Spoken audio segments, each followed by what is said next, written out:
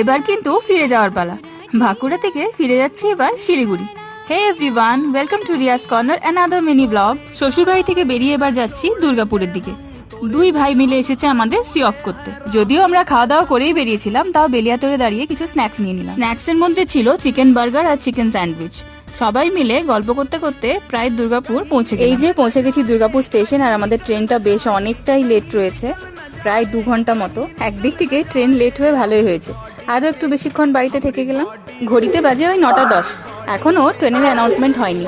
আমি তখন বাড়িতে আর শ্বশুর বাড়িতে কথা বলছিলাম যে আমরা ভালোভাবেই পৌঁছে গেছি, আর ভাইরাও বেরিয়ে পড়েছে বাঁকুড়ার উদ্দেশ্যে। আসলে বেশ অনেকটাই রাত্রি হয়ে গেছিল, আর ট্রেনটা যে এতটা লেট করে দেবে সেটা একদমই বোঝা। দেখা যাক, কাল সকালের মধ্যে যদি লেটটা ম্যানেজ করে দেয় তাহলে খুবই ভালো। বেশ কয়েকদিন ছুটি কাটাবার পর আবার দুজনেরই অফিস জয়েনিং আছে। সকালে উঠে দেখি, ওরে বাবা, ট্রেন তো 5 ঘন্টা লেট, আর নর্থ বেঙ্গলগামী যেসব ট্রেন রয়েছে সবগুলোই লেট করেছে।